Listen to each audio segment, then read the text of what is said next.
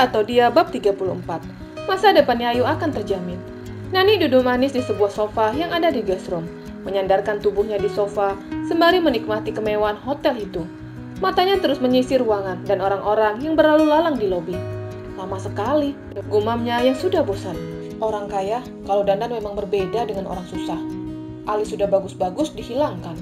Beda sama orang kampung, alis nggak dihapus tapi ditambah pakai arang. Gumamnya, lalu menatap ke arah sosok yang sedang berjalan ke arahnya. Ya ampun, bedak Ibu Andin tebal banget. Itu bedak apa cat tembok? Gumamnya. Pasti lebih kelihatan muda kalau bedaknya tidak seperti cat tembok. Ketika Ibu Andin telah di depannya, Nani langsung berdiri. Pagi, Bu. Iya, pagi. Silakan duduk. Ibu Andin duduk lalu menyilangkan satu kakinya. Duduk dengan sangat anggun. Nani memperagakan duduk seperti Ibu Andin dengan cara menyilangkan satu kakinya. Tapi baru saja dia menyilangkan, kakinya melorot. Hujannya gugup. Ada apa Ibu Nani? Tanya Ibu Andin yang terlihat sangat sibuk.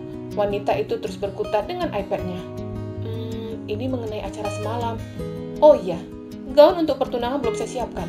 Ujarnya lalu tangannya melambai ke arah seseorang yang sedang berdiri tidak jauh dari mereka. Nani ikut menoleh ke arah yang dipanggil Ibu Andin. Seorang pemuda datang menghampiri mereka. Carikan desainer terbaik, titahnya. Baik Nyonya, saut pemuda itu dan berlalu. Satu lagi, pemuda itu kembali berbalik. Pastikan acara pertunangan ini dibuat secara private. Saya tidak mau acara seperti kemarin. Acara nanti khusus untuk keluarga saya dan keluarga Yayu. Baik Nyonya. Bu, Nani menyela percakapan antara Ibu Andin dengan pemuda yang tidak diketahui namanya. Tangan Ibu Andin terjulur ke depan, membuat Nani diam. Wanita itu tidak ingin ucapannya disela siapapun. Setelah Ibu Andin selesai dengan sekretarisnya, dia menoleh ke arah Nani. Iya, ada apa? Tanya Ibu Andin tetap menatap ke arah iPad. Dia terlihat sangat sibuk. Jari-jarinya sibuk menggerakkan layar iPad miliknya. Mengenai pertunangan itu, saya rasa dibatalkan saja. Apa? Ibu Andin yang sedari tadi sibuk dengan iPad-nya, sekarang menatap ke arah Nani. Berikan alasan kepada saya kenapa pertunangan itu batal. Kami tidak tahu wajah anak Ibu. Tentunya juga, bagaimana kalau anak Ibu cacat? Atau anak Ibu seperti JJ? Nani hanya berujar dalam hatinya. Itu adalah isi hatinya.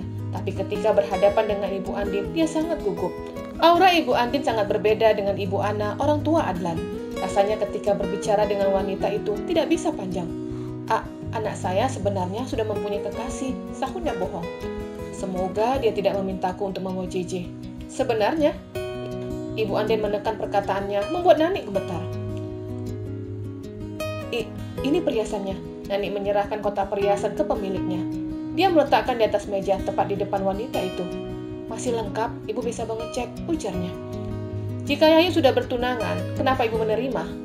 Seharusnya Ibu bisa menolak, tapi karena Ibu sudah menerima, dan itu disaksikan semua tamu saya, maka perbuatan Ibu itu sama saja ingin mencoreng muka saya. Tidak, Bu. Saya dan Yayu tidak bermaksud seperti itu. Hanya saja Nani diam. Dia takut menyambung kalimat selanjutnya yang akan menyakiti perasaan wanita itu. Hanya saja apa? Katakan saja. Tidak perlu ditutupi. Kami tidak mengenal anak Ibu dan juga tidak tahu wajahnya. Bisa saja anak Ibu cacat, tebak Ibu Andin. Nani terdiam, memang itu yang ingin diucapkannya. Tebakan Ibu benar, anak saya memang cacat. Tapi karena Ibu sudah menerima lamaran saya, maka tidak bisa ditolak. Ujarnya lalu beranjak dari sofa. Apa? Nani ikut berdiri. Anak Ibu cacat, tapi Ibu malah menjodohkan ke anak saya. Ini tidak boleh, Ibu hanya mementingkan anak Ibu sendiri, tapi tidak mementingkan anak saya. Gerutu Nani kesal. Maaf kalau begitu, saut Ibu Andin tanpa merasa bersalah dan berdosa. Itu saja, Nani bingung. Ibu Andin kembali duduk, lalu menggerakkan jarinya ke arah Nani. Dia menyuruh Nani untuk kembali duduk. Anak saya adalah pewaris semua kekayaan saya dan juga hotel ini, ujarnya. Nani menatap ke arah hotel yang sekarang dia datangi. Hotel saya memiliki banyak cabang di luar negeri. Jika Yayu menikah dengan anak saya, maka masa depannya terjamin. Nani hanya diam. Dia memang menginginkan anaknya menikah dengan orang kaya. Tapi yang menjadi kendala, anak Ibu Andin cacat. Menurutnya jika anaknya jadi menikah dengan anak Ibu Andin, maka bisa dipastikan anaknya akan terjamin kehidupannya. Tapi dengan catatan, anaknya akan menjadi pengasuh atau perawat untuk anak Ibu Andin. Saya tidak bisa. Anak saya tidak akan menikah dengan anak Ibu, seru Nani yang tidak setuju dengan ucapan Ibu Andin. Baik kalau begitu, saya akan membawa ini ke jalur hukum, seru Ibu Andin dan langsung beranjak. Apa? Kenapa sampai dibawa ke jalur hukum? Tanyanya bingung. Kamu lihat hotel ini? Ibu Andin menunjuk hotelnya, dan Nani ikut menatap gedung itu. Kekayaan saya bisa mengubah semuanya. Saya bisa membuat laporan palsu. Jadi kamu mengancamku? Tantang Nani. Begitulah. Pikirkan dan bicarakan ini ke Ayu. Waktu kalian hanya sampai besok. Jika tidak ada pemberitahuan, maka surat dari kantor polisi yang akan sampai ke kalian. Ancamnya lalu berlalu. Nani menatap wanita itu dengan tatapan geram. Ibu Andin berjalan ke arah sekretarisnya. Dia membicarakan sesuatu sembari melihat Nani. Dari jarak tidak begitu jauh. Nani dapat tahu jika wanita itu sedang membicarakannya. Setelah berbicara dengan sekretarisnya, Ibu Andin berlalu keluar dari hotel. Tapi pemuda itu menghampiri Nani yang masih diam mematung. Ibu, ini kartu nama saya. Ibu bisa menghubungi saya. Pemuda itu memberikan kartu namanya. Untuk apa kartu ini? Nani bingung. Jika ibu ingin lanjut, maka ibu bisa menghubungi saya dan waktunya besok pagi. Tapi jika pagi ibu tidak menghubungi saya, maka seperti Nyonya Andin katakan, kita lanjut ke persidangan. Pria itu langsung berlalu dan meninggalkan Nani dengan sebuah masalah.